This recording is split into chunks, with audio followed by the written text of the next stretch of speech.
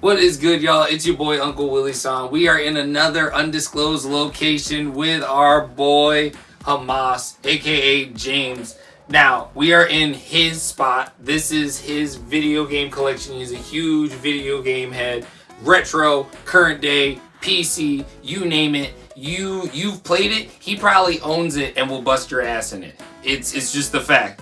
Without further ado, my boy Hamas. Now show us around, buddy. Show us what you got. Thank you for having me on the channel. Of course, dude. I'm going to start out talking about when I was a young man. I was gaving down every system for my older brother. He's 7 years older than me.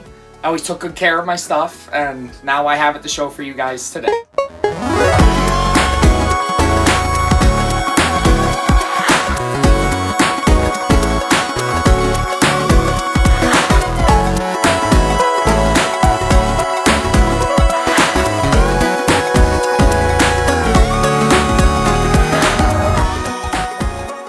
On the top shelf, I have a number of original NES games.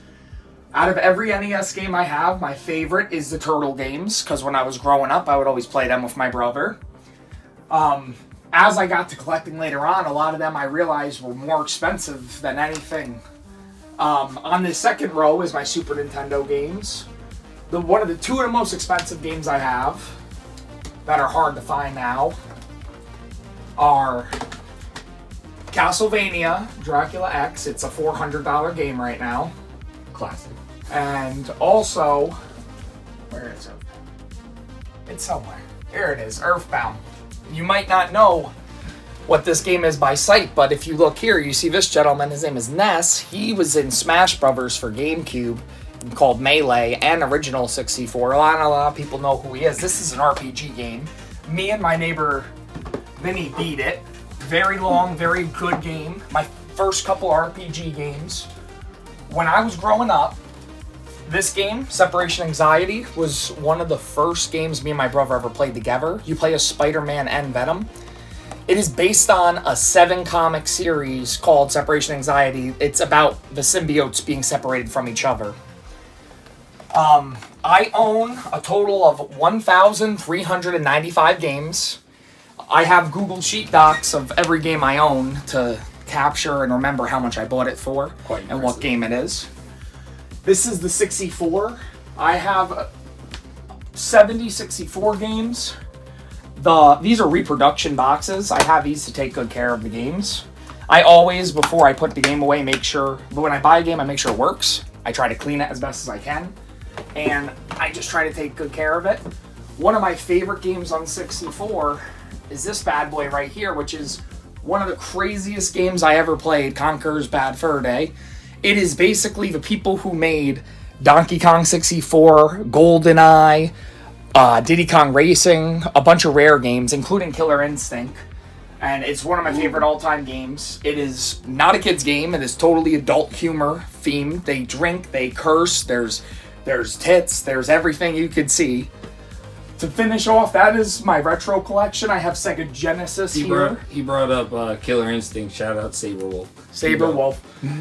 on Sega Genesis, I never grew up with this console, but the games I knew it for was for Sonic, obviously. There's a game Splatterhouse, Streets of Rage, which is basically the equivalent of Final Fight. It's a beat-em-up game. Over here, when COVID hit, your boy got a little, like the fever of buying statues. My favorite character from any Marvel is Venom, so I had to send it on him. He's probably the most expensive one I own. I have Carnage, Hulk, Thanos, you name it. I just love Marvel. DC I don't hate too much. I don't really, it's a love-hate relationship. Like, I love Spider-Man, I love Superman, and I love Batman. But outside of that, I don't know too much about Flash or Justice League or anything. When we were kids and the Justice League show was on, that was like what introduced me to DC. So, also over here, a black Green Lantern. The director would like this one right here. I got this at Pandora's Box in New Jersey, which is a good spot. Shout them out. Shout them out, Pandora's Box. Thank you. Then, a chef of mine bought this for me, one of my great friends. Senior Willie right here got me this one. I had a lot of good friends and a lot of help that was to start this collection. That was when you went to that place with.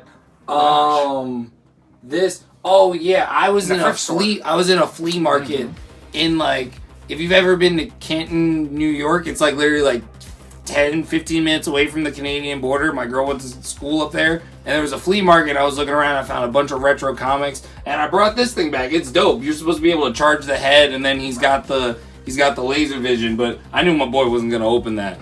Yeah, no, I totally forgot about that. That was dope. As it goes on, I have a couple. Basically, every pop I have up here, including this Wu-Tang thing, was from another dear friend. I just purchased this recently, the only thing up here I got. Recently, I've been trying to get into... These are called the Cable Guy. Excuse me, let me get out your way. There is, like, multiple of these. I want to buy, like, there's a Sonic one, there's, a Crash Bandicoot one, there's a Banjo-Kazooie one. I want to get into doing that. Here I have all my HD consoles. I kept in this room all my current day games. I mainly play PS5 and Xbox. The Switch I haven't been touching too much. I always play the Switch when I have multiple people. It's like very like co-op. Down here, Chef Josue bought me this Bowser in Spain, and he brought it all the way back from Spain. It's one of the coolest things I got. I mean, I love Nintendo. As you can see on my legs, I got massive Nintendo tattoos. I just grew up always, like, they're all Smash Brothers characters. That's my favorite game all time, is Smash Brothers Melee for GameCube. Also, when I was at Pandora's Box, I bought this, the Tomb Raider, Lara Croft. I have some Spider-Man, basically book 1 to like 400, and the Omniverse. Here I have, this is a Godzilla game that's Japanese only. You can region break systems. In the Super Nintendo, there's plastic. If you break it out, you can put any Japanese, European, PAL, or North American cartridge in it. So this game is super fun. I saw it in time in a video online on YouTube of someone playing it. I have here the travel bags for every single Game Boy I own. And here I have all of my PlayStation discs in this one thing. It's 520 games. These are both 400. I have all my Xbox, all my Sega game discs in here, including the Nintendo Wii and Wii U. If you move over here, I have my Game Boy collection. I have all the Pokemon games, the Mario games. I started to have a DS collection, which I'm not too far on. Here I have the original Game Boy and the color. These are infamous. This is the color. This is infamous for the speakers breaking. Recently, I had to unsolder and resolder the speaker for both the Pokemon colors I have. Both the colors I have. This is a Pokemon one. This one is very rare, like $100. My friend Kevin gave this to me for $50. He just was trying to get rid of it because he's moving soon. Also, I have Game Boy Advance and SP. When I was growing up, these were the two that were the most modern day. Love them. Also, I have a 3DS I just purchased recently. Tag's still on there. That's how you know it's fresh. Then I have also a PSP, which is the portable PlayStation, as you could remember. Ah, the days. And then also... Is that a Vita? Also, this is a Vita. Just picked this up along with the DS. It is basically a portable PS4, is what the Vita is.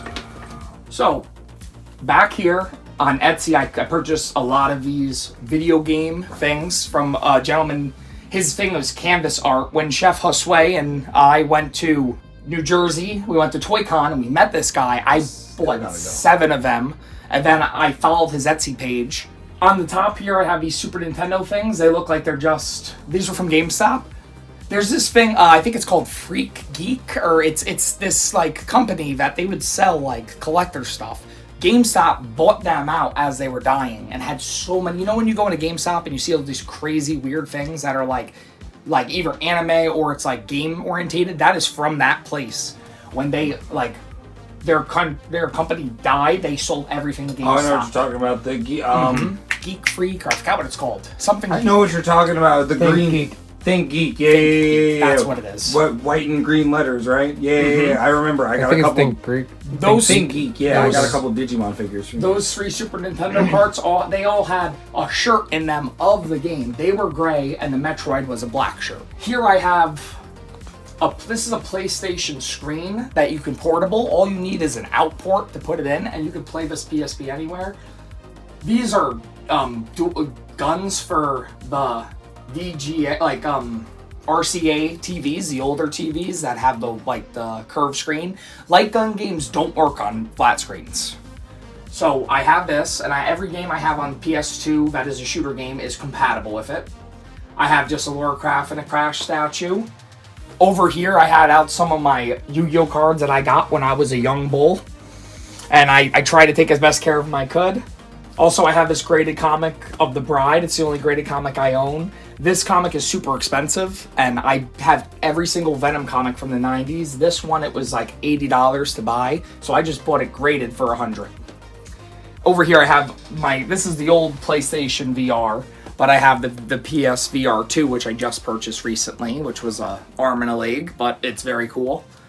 Now, if you want to go to the other room. So let's follow Hamas into his game room. He's got another surprise for us.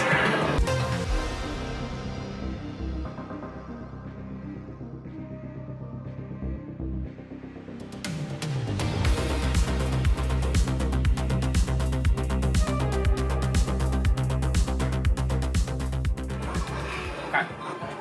This is my game room. I have here 5 arcade 1-up machines. I purchased them from Walmart. This is all-time one of my favorite fighting games, Street Fighter 2. I grew up playing this on Game Boy. I grew up getting my ass kicked by my brother's friends when I was little. I always play as either Sagat or Ryu or Ken. Those are my 3 guys. It's a great fighting game. These machines were pricey, but I thought it was cool for the nostalgia. The second machine I got, this is all 3 Mortal Kombat games from 1 to 3. It's 2-player. These are like the bread and butter. When you talk about fighting games, these came out before Killer Instinct, so this is what pioneered Killer Instinct, Tekken, everything. Like, think about any kind of fighting game from there on out. Even Melee and Smash Brothers. So, this is Golden Tee. When I was a young man, I used to play at this diner in Pennsylvania that was close to my grandpa. I used to play this. You cannot play this game on console. There really is no home console for it. The fourth machine I purchased was this Marvel Superheroes. There is 3 games. There is a Punisher game, which is a Super Nintendo campaign, beat 'em up. Then this is Street Fighter. I'm sorry, this is X-Men on here, X-Men Atoms. Then also Marvel Superheroes. They're both beat 'em up games. The Marvel Superheroes is definitely the best game out of all of them, by far. This is a Ninja Turtle machine. There are 2 games on it. One for the original NES, which is side-scrolling beat-em-up, and then the second one is Turtles in Time, which is on Super Nintendo. I have it in the other room. I have played this game probably 100 times, like from beginning to end, because when I was young, my brother and I didn't have too many Super Nintendo games. So the arcade machines were pricey. They were basically $300 a pop. They make brand new ones that have like crazy shit. You can play an NBA Jam online with somebody else with another arcade machine, but they're like $500. So it's getting like out of control with the arcade 1-up. I am happy with what I got here. Over here, I have all my retro video games. I have, from my Nintendo, I have the Nintendo, Super, 64, GameCube, Wii. Then from Sega, I have, this is the first system. Not a lot of people know what this is called. It is Sega Master System. It basically is the beginning of the cartridge era with NES and Master System. NES came out in '85 and the Master System came out in '86. It was very close with competition, and there was so many people who fought with what system was better. Then proceeding that, Sega Genesis came out, and Super Nintendo came out, the 16-bit consoles. That was a whole fucking thing. There was like war in between the people who bought the games. They fought about what was better, Sega or Mario. In my opinion, they're both amazing consoles. Nintendo had more people to publish the games, so they had a way more open with like who was making the games for them. Konami and a bunch of other companies, Ocean. Then to go on to, there is Sega Saturn. This is a more rarer console. This is a disc console. It is in between Genesis and Dreamcast, but not a lot of people remember it. I purchased this one at Pandora's Box. It was $100. A good price for it. It's very hard to find now. I have this, which is a region break thing, like I talked about earlier. This can make you play Japanese or PAL games. What you do is you buy a game that you don't have to read any text, like Tekken, Magic, for example. It is all in English, even though it's a Japanese port. And I'll show you here. Come here, Directa. In here, you see these two little tabs in the back. They're very minuscule, but those tabs in the back I broke off, and then the Japanese or European cart will work in my Super Nintendo because I broke it off. Also, I have here a Dreamcast. The Dreamcast is the last of the Sega consoles. The only retro Xbox system I have in here is the original, which is the last system. I never played it when I was younger. Had so many friends who played it. My neighbors had Halo and Halo 2. It is the first 2 games I ever played. The game I showed you, Conker's Bad Fur Day, got remastered for that system. It was called Live and Reloaded. Amazing game. As crazy as the beginning. PlayStation 1 or 2. I've had this PlayStation 1 since before I was born. My brother handed that down to me. Along with the NES, the Super Nintendo, the 64, the GameCube. Here is a system that probably no collector you probably ever have met has. This is called a TurboGrafx 16. This system was made predating Super Nintendo and Genesis. This was basically the answer to Panasonic, the people who make computers, made this thing called the TurboGrafx, and it's very unknown. And the only reason I know of it is because I'm a nerd. True. And I only have this one game to make sure it worked. I need to start getting into collecting it. Here I have also, I have a racing wheel. This works as it shows: PS3, PS4, Xbox One, Xbox 360. Here I have, this is just for PlayStation 1, so I could get my Gran Turismo on, and I can get busy. Gran Turismo. I have some Guitar Hero guitars. I have all the Guitar Hero games. Needless to say, my remotes. Are those the Donkey Kong drums? Yes, this is from, Fire. I have 2 sets of them. Fire. And also, I forgot to show you guys one thing. So many systems, so many cartridges. This, Wait, is that the Dreamcast controller with the screen? yes.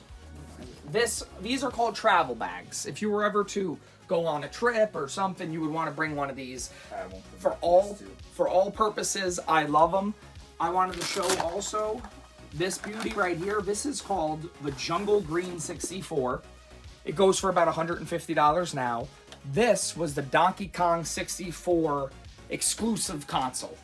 Nowadays, they will be like, let's say for PlayStation 4 or PlayStation 5 with a skin of God of War or something.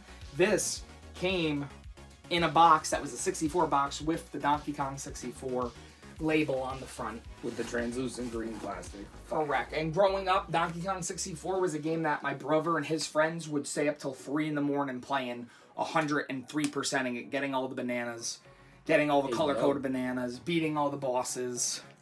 There's one last room to show you guys. Oh yeah, follow 'em. It's like MTV Cribs in here. Wait, can't copy. First off, I'm going to show you guys probably the coolest and rarest thing I own. The original 1988 Turtles, all in the box.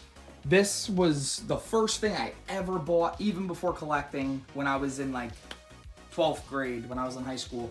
I would have been 18 years old. I bought all these with the small amount of money I had in my life, and now they've just gotten more and more rare as time's gone on. This is something that when I bought these, I knew I was buying them to resell them, not like I was just gonna play with them or be stupid about taking the condition of them. Y'all don't want 2K15, WWE, 2K15. I don't want that. Classic. I grew up playing wrestling games, and I always enjoyed wrestling. One of my first kind of memories with my brother was literally playing WWF No Mercy, which has Stone Cold Steve Austin on the cover. One of my favorite fighting games. Director, come over here for 1 second so I could show in here.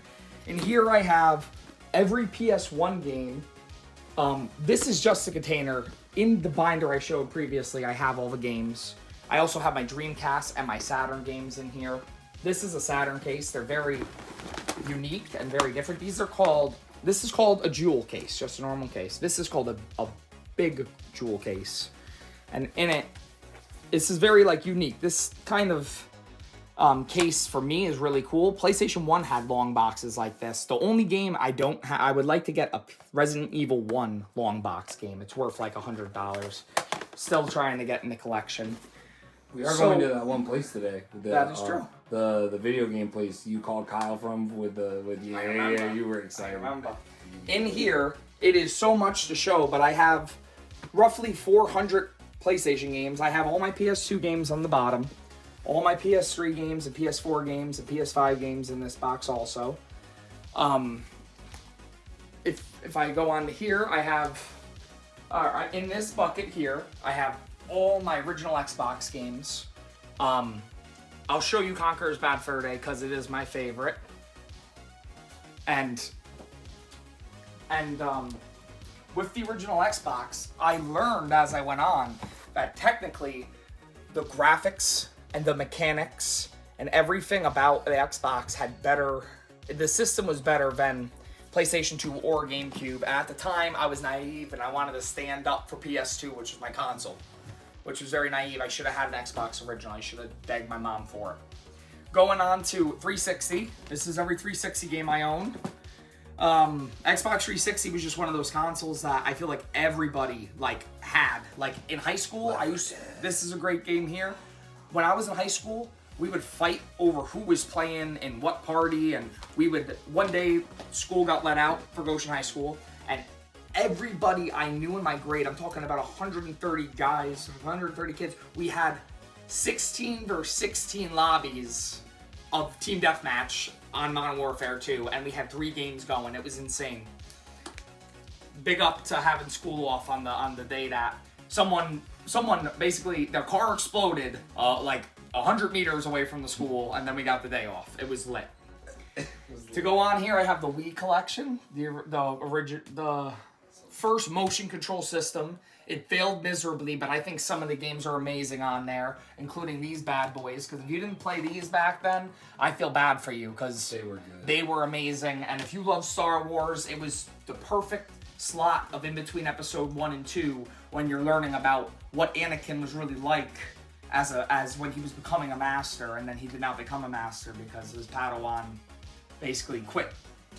Super Mario Bros. The only red case. I remember that game. Super Mario Bros. Here I have. You played with the controller. My GameCube. Like a regular game. I felt like you just shook it every now and then to jump.